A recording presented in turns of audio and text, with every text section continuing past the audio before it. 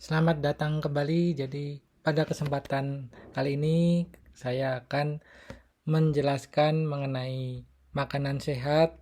Tema 3, subtemanya adalah bagaimana tubuh kita dalam mengelola makanan. Ini adalah untuk materi kelas 5. Nah, tujuan pembelajaran kali ini adalah setelah mengamati tayangan video nanti, dapat menyebutkan bagian organ pernapasan manusia dengan benar. Kemudian setelah mengamati tayangan video, siswa dapat menjelaskan proses pencernaan pada manusia dengan benar. Itu adalah topik utama kita yang akan kita bahas setelah ini. Berikutnya kita akan membahas mengenai sistem pencernaan manusia. Ya, ini adalah badan manusia, di mana badannya berbentuknya seperti ini. Kemudian ada organ pencernaannya. Jadi kalau badan manusia ini kita belah akan terlihat seperti ini. Yang pertama yang akan kita pelajari adalah perjalanan melalui sistem pencernaan manusia. Organ sistem pencernaan membantu tubuh mengurai dan menyerap makanan. Nah, yang pertama sistem pencernaannya yang tentu tidak asing lagi adalah pertama adalah mulut. Nah, proses pencernaan dimulai di mulut dengan mengunyah makanan. Enzim amilase dalam air liur, mulut mulai menguraikan karbohidrat dalam makanan. Setelah melalui mulut, kemudian makanan masuk melalui esophagus. Nah, setelah dikunyah, makanan berubah menjadi bola makanan yang disebut bolus. Bolus makanan bergerak melalui kerongkongan esophagus menuju lambung melalui gerakan peristalistik otot. Nah, jadi pergerakan ini tidak kita sadari. Setelah esophagus, kemana lagi ya?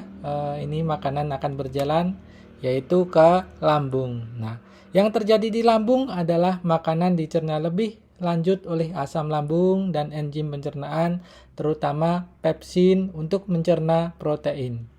Hasil pencernaan di lambung berubah menjadi seme atau cairan makanan yang siap untuk masuk ke usus kecil. Kemudian setelah ke lambung beralih ke usus kecil. Nah, usus kecil di mana mayoritas penyerapan nutrisi terjadi di sini. Nah, usus halus memiliki permukaan yang sangat luas dengan mikrofili untuk meningkatkan penyerapan. Enzim pencernaan dari pankreas dan empedu dari hati empedu mencerna nutrisi yang lebih kompleks seperti lemak. Nah, kemudian setelah di usus kecil, kemudian makanan akan lari ke usus besar ya. Ini adalah usus besarnya. Nah, apa yang terjadi pada usus besar? Nah, hal yang terjadi pada usus besar adalah makanan yang tidak diserap oleh usus kecil tadi, air dan elektrolit diserap dan menjadikan seme semakin padat menjadi akhirnya nanti untuk menjadi tinja. Ini adalah usus besar sampai sini ya, dikelilingi oleh usus besar. Nah, kemudian selanjutnya setelah usus besar yaitu rektum ya. Nah, pada rektum tinja yang telah diolah usus besar disimpan dalam rektum sebelum dikeluarkan oleh tubuh. Jadi ini adalah penampungan sementara dulu namanya rektum, baru nanti dikeluarkan melalui yang namanya adalah anus ya. Ketika rektum terisi cukup, impuls saraf memicu kontraksi otot-otot di sekitar anus untuk mengeluarkan sisa-sisa makanan yang tidak dapat diurai oleh tubuh. Nah, ini menghasilkan gerakan buang air besar atau defaksi untuk mengeluarkan tinja dari tubuh melalui anus. Selama seluruh proses ini, sistem pencernaan bekerja secara terkoordinasi untuk menguraikan makanan menjadi nutrisi yang bisa diserap oleh tubuh. Dan untuk menghilangkan sisa-sisa yang tidak diperlukan, kemudian melalui ini tadi ya. Nah, jadi sistem pencernaan manusia itu yang pertama adalah makanan masuk melalui mulut, kemudian terbentuk bola-bola yang disebut tadi adalah namanya bolus melalui esophagus, kemudian makanan masuk ke lambung, nutrisi makanan diserap oleh usus kecil ya di sini, kemudian yang tidak bisa terserap oleh usus kecil akan masuk di usus besar, kemudian diolah menjadi tinja dan akan dikeluarkan melalui anus. Tapi sebelumnya akan ditampung di rektum terlebih dahulu. Nah, selain itu tentu ada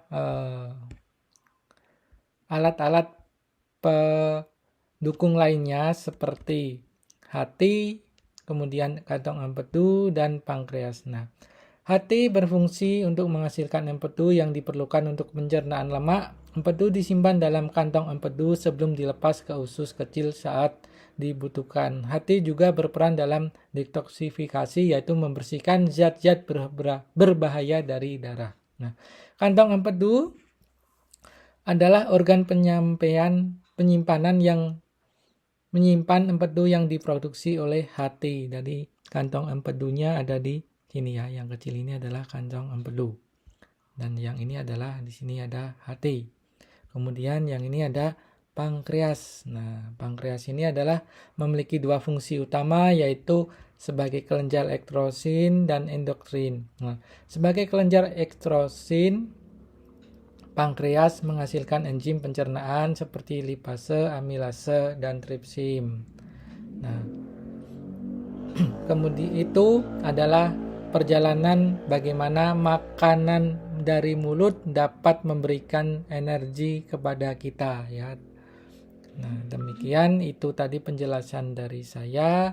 Kemudian kesimpulannya adalah sistem pencernaan manusia berperan dalam mengolah makanan menjadi nutrisi yang diserap oleh tubuh ya, tadi diserap oleh usus halus.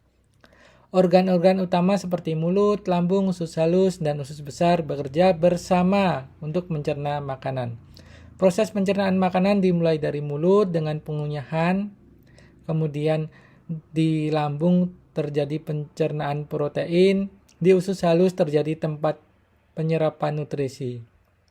Organ pendukung seperti pankreas dan hati berperan penting dalam proses pencernaan. Sistem pencernaan yang sehat penting untuk kesehatan dan pertumbuhan tubuh. Ketahuilah bahwa menjaga pola makan seimbang dan gaya hidup sehat adalah kunci untuk menjaga kesehatan sistem pencernaan kita. Jadi mari kita makan makanan yang sehat, hindari makanan yang terlalu banyak mengandung pengawet buatan.